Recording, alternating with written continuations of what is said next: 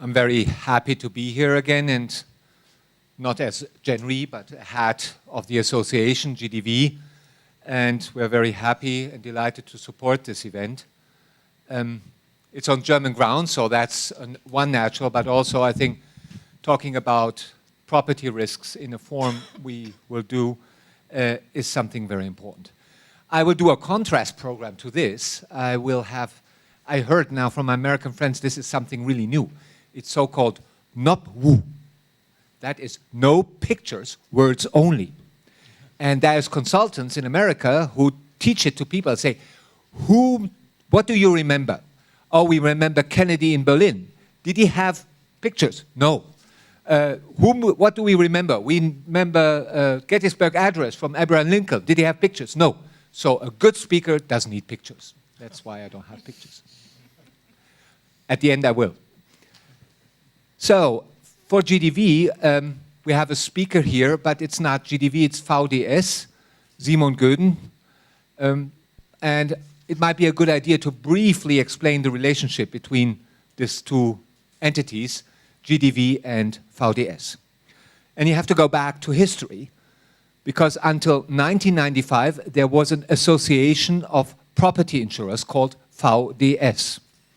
They had some peers, the HUK-Verband, which was a casualty insurers association, and the DTV, the German Association of Marine Insurers. And they all merged into GDV in 1995. Now, VDS, Verband der Schadenversicherer, had a very extensive activity already for security stuff. The Germans like standardization. The European industrial norms, everything, you know, you look at sockets, you look at bulbs, everything is German, you know, we like standards, screws. And so we had standards also for sprinklers and for a burglary protection system. And VDS took these activities, put it into a limited company, which is run for profit as well, and is active in many, many countries. So Simon Göden will explain a little bit more on that. And today, if you, let's say I got a new burglary system and the guy that was trying to sell it, it's VDS geprüft. Yeah? So that's a very, like a stamp, this is good. Yeah? And I think that's an achievement VDS did, which is really remarkable. And also VDS is helping GDV very much now in a system of data collection and data evaluation for flood and other catastrophe protection. The title of the conference, Property Insurance in the Digital Area. Now, if you look at the classical property insurance, that's fire insurance. And if you take the classical fire insurance, especially for small commercial or private, this is really only a very minor risk nowadays. It's anything in Germany between 1/4 and 1/10 of the risk premium is actually for fire in small commercial and private business. A peril which is much bigger is bursting water pipes. That's about 5 times as much. Burglary is about the same size. So the original risk is not really there anymore in these areas. It comes in the big industrial areas, especially if you talk about chemical, petrochemical, energy industry. Yes, then it's a big issue. And it comes in where there is malicious human intent involved. Terror. 9/11 was a big thing, but you see it every day. The terror risk is really remarkably strong in many countries. And I know how often our colleagues are asked for special acceptance for some terroristic cover in Brussels or so, and how difficult it is for an insurer to swallow. And you have this little malicious intent. In Germany, we have all this arson for fugitive homes. We have warlike or SRCC, strike, riot, civil commotion risks in Ukraine or other countries. So that is something that is there. The real classical explosion of a non-high hazard risk that is a multi-billion dollar is really the exception. And Tianjin, we had a picture, is one of those exceptions. So when we talk today about property insurance in the digital era, we are talking more synonym for accumulation risks. Accumulation risks of many, many risks being hit by one and the same event. and just try to list the areas and then some statements on that. It starts with the data collection and evaluation, basic evaluation. And I think this is the biggest revolution we're going to see. Before it was very difficult to get access to these data. Today with big data and all these other instruments, it's going to be very interesting to see how we will and who will be able to access what data in what format and what quality. This is something where sometimes there is more vision than business case. So everybody, big data is in every boardroom, but when you look down to the production floor, there is no data. So it's also a question of reality. Maybe also during these 2 days there will be something on that one. As soon as you have data, you're going to model them. So we have some modeling people who will tell you how they will look at certain risks and how they model it. And it's quite interesting that after each event there is always a statement then from those modelers, like now with the floods. This is from the XPRIMM, from RMS, saying, oh, this is typical, and we have the model for that. Good. If you have the model for that, that's great. Hopefully it works. Then you have the solution to enhance the penetration of nat cat risk. We've seen what is happening here, and we also heard that it may be very difficult to get a protection once you had a flood. Come to that later as a statement, still, that there is sometimes not so, let's say, it's not so simple. And here you have the question of mandatory schemes, pools, state guarantees, state pays part or most of the premium, like for agricultural insurance. So it is not something simple business. It is very often politically engaged, etc. That makes it quite difficult. And when all of that is done, you have financial schemes for protection. Classical reinsurance, you have alternative capital, some guarantees. And all these financial schemes, they rely again on all of those models. As a reinsurer, we see how important it is. If I see, looking at the sheer size of the capital requirements for CAT, natural catastrophe, and the other area is pandemic, which is probably even worse. If you take a very, very big pandemic in today's fast-traveling world, all the other reinsurance looks like a niche. It's really tiny compared to what you need to go for the accumulation risk. There is new accumulations which may be even bigger, like cyber risk. If you do it wrong there, it could be, well, really a big problem area for the insurers. So you have to be very careful in doing that. That's probably what the reinsurers are. They're more hitting the brakes sometimes. So, being a reinsurer, I have 5 statements, maybe also as food for thought. First, the reinsurers cannot heal the world. They're just too small. If you look at some figures, Aon Benfield estimates at the end of 2015 the world's reinsurers' capital at $665 billion. This is American billion, so European milliards. And on top is about 69 billion of alternative capital in all forms and shapes and sizes, sidecars, all kinds of other schemes. Now, this is about 1/7 of the total insurance capital of 4.2 trillion worldwide, of which most you have to allocate to life insurance and health insurance. So that's not available for a flood. And this 4.2 trillion is about 4 months worth of increase in the world's building structure value, which is about $220 trillion, going up by about $12 trillion a year. That is just the sheer building value of this world, replacement values, estimated. So taking those values, you can see that reinsurers, yes, they can help, they can redistribute, but for the real big bangs, or like climate change, we cannot do what some people think we can do. And we should be also honest that our balance sheets are limited, and we should stick to that limit. Sometimes that's not done well, I always use the example of when I had my first accident insurance, there was a side letter to the accident insurance saying, you will get your 10,000 Deutschmarks. However, if there's a big event, bigger than 10 million, you will get pro rata temporis. Yeah? So it was honest enough to put it right into the policy that this is limited. Second, the trust in insurers and reinsurers is not very high. It's almost as bad as banks. Proof. Look at the book value to share value of insurers and reinsurers, especially large ones. It's almost rare that you hit book value. Book value means you expect the management not to burn anything. It means the management will not be successful in getting more money.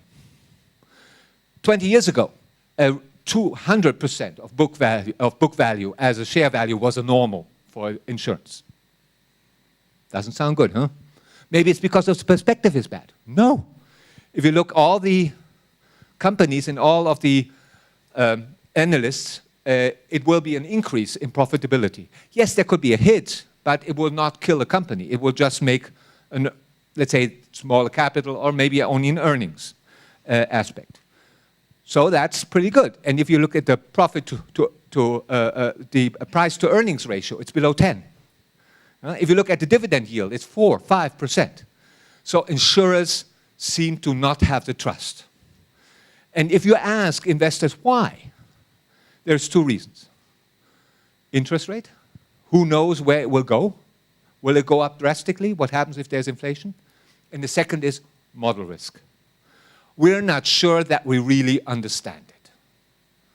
So second food for thought, the modeling, and it's not about only CAT modeling, it's about financial modeling in general, needs to gain more trust in order to make insurers more valuable. Third, political impulses can jeopardize well thought out motivations to buy CAT cover. In Germany, especially after those floods, the Deutsche Bundestag, so the parliamentarians, almost unisono said, we should not pay for those losses. It should be only exception if there is a proof that it's not insurable. But then we had some guys here in Bavaria and in Baden-Württemberg who politically, of course, said, oh, we will help. This is 1 in 1,000 years event, so we have to help. Wait a second. If it's a 1 in 1,000 years event, it should be insurable. So if it's such a rare event, it is insurable. If it's not a rare event, then why do you build there? And taking your family house, it looked like an older house. It's probably the first time it ever happened. So it's probably a raw event. And by what insurers promised, it is insurable. So you may be with the wrong insurance company that tells you it's not insurable. It's a 1 in 100, 1 in 200 years event. It is insurable. And we have this going around in many, many countries. My personal opinion, I think the GDV and the German insurance market is right. No mandatory insurance, please. It is better to really force the people to look at it common eyes. It doesn't mean that if somebody really doesn't find an insurance and it's because there is some other changes that he shouldn't get money in case of a loss. But to make it mandatory is not really helpful. Is it? Well, there is a second thought. And maybe now I would need the slide, Alexandru or Daniela. This is my slide. This three. Okay. Do we have them? Okay. Next slide. Oh, I have it here. Sorry that I was not able to really do it well, just a couple of screenshots. It came out a couple of days ago. It's a study on CatNat in Germany. So, earthquake. Germany and earthquake, did you hear about that? There is. I think some of the experts know. So here you have 2, or more or less 3 areas where there is zone 3. Okay? I've seen, the only earthquake I lived through is in Cologne. And there was quite some damage to my house. And that's not too long ago. Now, what do you think? Is that a big risk or not? This is vendor models showing roughly how much an earthquake would do. A 1 in 100 year event would be anything between 2.2 and 4 billion euro. But 1 in 600 years could be up to 17 billion, depends on the model. So we're talking about Romania and earthquake. This is about what a very bad earthquake in Romania could do, and it's a very local earthquake. I asked some friends, and we're from insurance, and say, what do you think? What is more expensive in an area like Cologne? Flood insurance or earthquake insurance? If you just take the loss cost, just the risk rate. And you can read it from the table. So if you're in a source, Mr. Gooden will explain yet what it means. It is how the flooding zone is. This is a low zone. This is with the creeks, medium zone, high zone, and then 4 is uninsurable, more or less. And you can see here, in this zone, it is 0.44 per mil is the risk rate, including earthquake. Sorry, yes, including, yes, for the earthquake part. And you can see how high the differentiated is between zone 3, 2, and 1. So Cologne is only 0.04, but if you live here in South Germany, it is about 3 times as high as the flood risk. The risk rate, the pure risk rate, meaning what you expect as losses. Turning to my statement, now, we didn't have a big earthquake here in Germany, so nobody thinks about earthquake. I checked, I don't have earthquake insurance in my house. I'm just slumpy. So if there would be a mandatory insurance, I would be protected. And now I know I put it down, I have to do that, I have to call the agent. Probably will take another year until I get to it. So sometimes human nature is not taking care of yourself. And then if an earthquake happens, then everybody's crying for the politician. So sometimes I think, is it maybe better to have a mandatory insurance?